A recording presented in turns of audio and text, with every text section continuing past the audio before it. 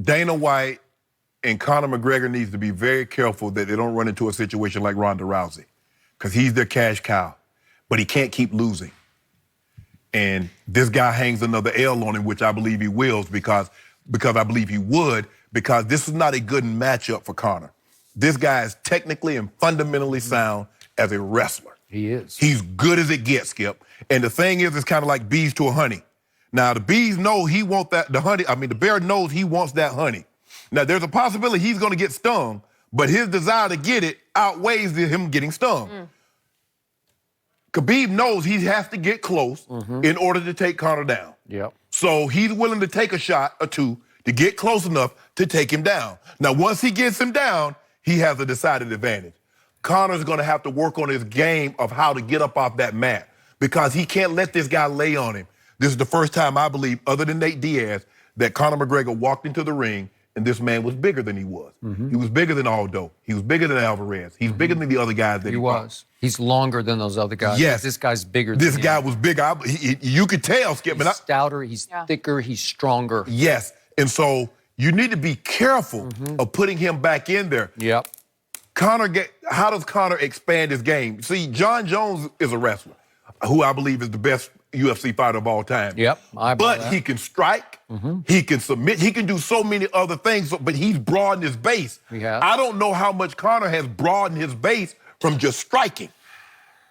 That's a problem. Because how much did Ronda Rousey expand her base other than getting somebody to the mat and being able to armbar him? But when they stood up, Amanda Nunes, poop, poop, poop, Holly Holm, poop, poop, poop, it's over. She lost 2 fights, Skip, and she was never the same. Okay, he got submitted. Now, he did a good thing. He fought Nate Diaz. Nate beat it. He came back and beat him. Lose to this guy, get another submission, lose to this guy again. It's not going to look good, Skip. A lot is going to go into this. If he's suspended, how long will Khabib be suspended?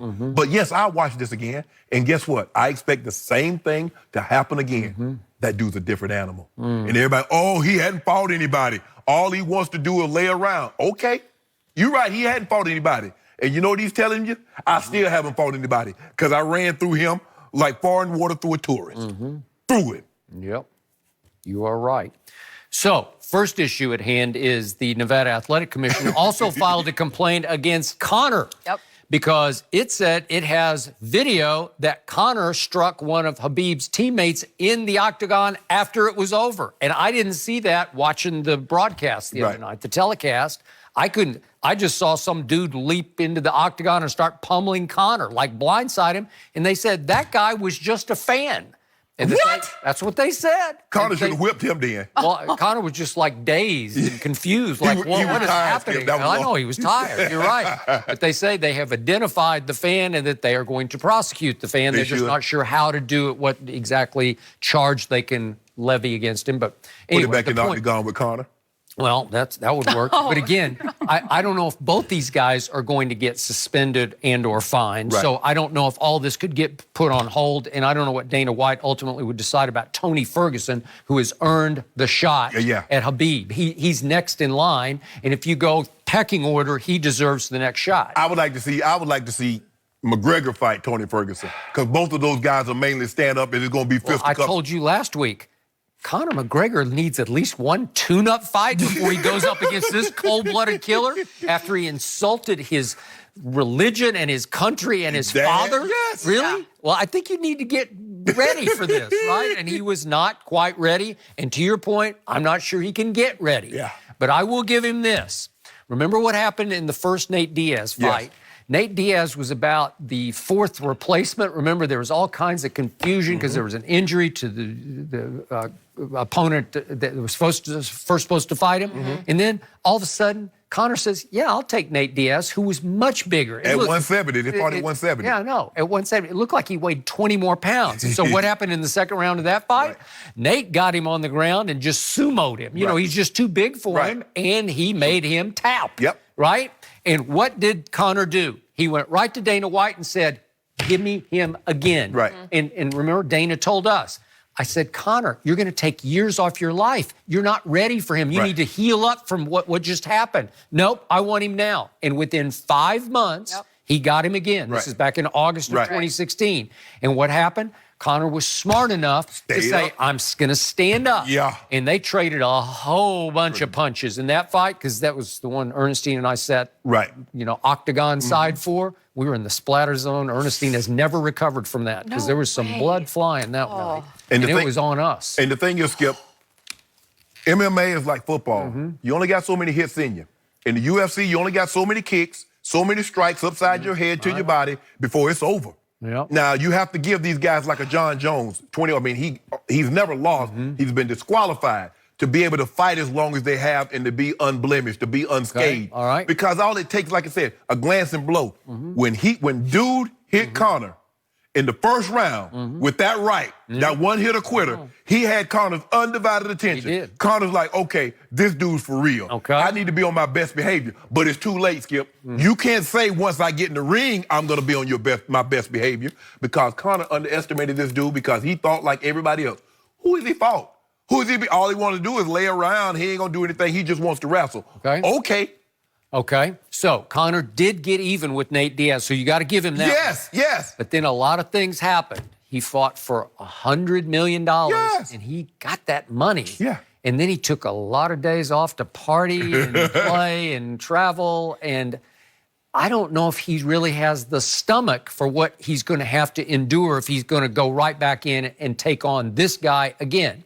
So what caught my eye? What can I not get out of my head about what I watched on Saturday night? In the third round of that fight, Khabib said, you know what? The pride got to him. He said, I'm going to beat you at your own game. Yeah. I'm going to stand right here in the middle of this, and we're going to trade shots, and I'm going to trade with you. Yeah. And I thought, Conor will get him. And I do think Conor won that round, but you're talking about the bees and the honey and getting stung. Yeah. I don't think Conor stung him one time. Seriously. They traded and they landed. Both of them landed. You don't think Conor hurt him? I don't think he ever hurt him. He didn't wobble him. I didn't see him flinch. And Conor hit him 2 or 3. I thought Conor was a knockout artist. Yes. That was my one shot that I gave him against Floyd. If he can just catch him one time, he's got a chance. If you look at most of Conor knockouts happen in the first 2 rounds, and then he starts to lose steam. But Skip, the brawl, if you think about it, this was planned. Because if you think about when Khabib jumped out of the ring, that's when his cornermen came into the ring. Because he knew security was going to be trying to get him out of the... So guess what? Now all you got is the Nevada Athletic Commission. You got referees in there. Ain't nobody in there to protect Conor because Conor crew's still outside. So now, they dropped them beads on him like Conor brought all his boys, his entourage to the bus, throwing the dollars. But Khabib told you what he was going to do. He said he going to smash him. He going to punish him. Yep, he did. Boy, he got him down the second round. I don't know how Conor survived the second round. Did you see how quick, when he made that move to shoot Conor and get them legs, he got them legs, and then he locked his legs. Grabbed him. He just locked him up. It's too strong. Think about this, Skip. You've been to the airport. Jenny, you go to the airport every single week. Yeah. Your bag gets heavy, you set it down, change arms. Okay, think about this. You set your bag down and somebody elbowing you in your head. Somebody swinging on your head. Because that's what Conor was tired. Dude's on top of him, and he's elbowing him. He's grounding and pounding him.